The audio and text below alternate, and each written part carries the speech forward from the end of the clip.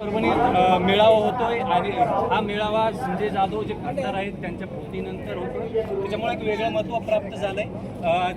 त्यासोबतच आज विशेष म्हणजे TETची परीक्षा होती, पण काल जो प्रकार ठाण्यामध्ये घडला, TETचा पेपर फुटला आणि आजची परीक्षा रद्द झाली. माझ्यासोबत काही तरुण आहेत. तरुणांना काय वाटतं या सगळ्या पेपर फुटीवर, खासदार फुटीवर? आपण माहिती काल TETचा पेपर फुटला आहे, त्याच्या आधी खासदार फुटले, सगळे सत्ता, सगळं राजकारण, सगळा गट्ट्याबोळ झालाय. काय माझं नाव विकेश मारे, मी जिल्हा परभणी तालुका परभणी आहे. एक वैयक्तिकरित्या जर माझी मागणी मांडण्यात आली तर माझं M.Com होऊन B.Ed झालेलं आहे आणि जर TETचा मुद्दा घ्यायचा म्हणलं तर जर शासनाचे TETचे पेपर आणि मागच्या महिन्यात नीटचा पेपर फोडण्यात आला, जर असे पेपर फोडायचे असतील तर समजा तुम्ही ह्या परीक्षा घेताच कशाला?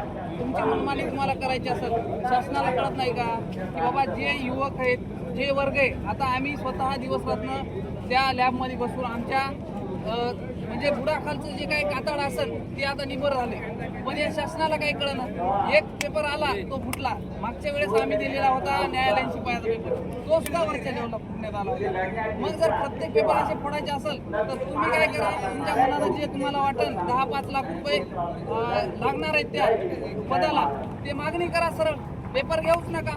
आणि जर पेपरच घ्यायचे असेल तर अशी होऊ देऊ नका. जे काही आता परभणी जिल्हा आहे, 25 वर्ष झालं इथं जे काही आमदार होते, खासदार होते, प्रस्थापित होते, त्यांच्या हातात सत्ता होती. आज जर तुम्ही विकासाचा मुद्दा घेऊन जर तुम्ही फुटणार असाल तर 25 वर्ष तुम्ही काय केलं? माननीय उद्धव साहेब जेव्हा मुख्यमंत्री होते तेव्हा देखील तुम्ही विकास करू शकले असते. विकासाचाच विचार असेल तर ही फुटी करणं तुम्हाला गरजेची नाही. तुम्ही वैयक्तिकरित्या तुम्ही तुमचा जे काही परभणी जिल्ह्याचा विकास आहे ते स्वतः करू शकता. तुमच्यात ती ताकद आहे, तुम्हाला फुटायची गरज नाही. कारण परभणीची सगळी जनता ही एक निष्ठतेने तुमच्या पाठीमागे उभी आहे. तुम्ही कोणताही निर्णय स्वतः वैयक्तिकरित्या घेऊ शकता आणि परभणीचा विकास घडवून आणू शकता. तुम्हाला फुटायची गरज नाही. आणि आज ही जी जनसंख्या अहो, आज मी माझा वैयक्तिक सांगतोय, मला आज साधा 20,000 रुपये महिन्याला पगार जे काही असेल, समजा माझी M.Com होऊन मी B.Ed केले म्हटलं की 3 ते 4 डिग्र्या माझ्यावर आज पडून आहेत, पण 20,000 रुपयाला सुद्धा मला नोकरी मिळत नाही.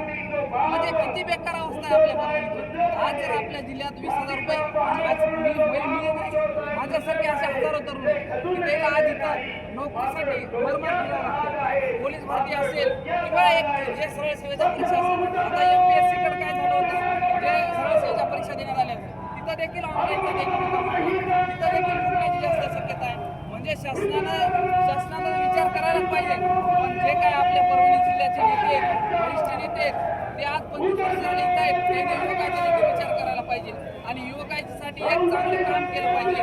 संधी आहे, पुढे जे काही युवक तुमच्या मागे खंबीरपणे उभे आहेत त्याला तुम्ही न्याय देण्यात आलाच पाहिजे आणि त्याचा तुम्ही थोडा तरी विचार करण्यात आला. वैयक्तिक विचारासाठी तुम्ही कोणतीही फूट किंवा कुठेही जाण्याची तुम्हाला गरज नाही. जर तुम्ही जनतेचा विचार घेऊन चालले तर आज पूर्ण जिल्हा तुमच्या पाठीमागे एक निष्ठतेने उभा आहे. काय एकंदरीत परभणी जिल्ह्यातल्या युवकांची परिस्थिती आहे तुझ्या नजरेत?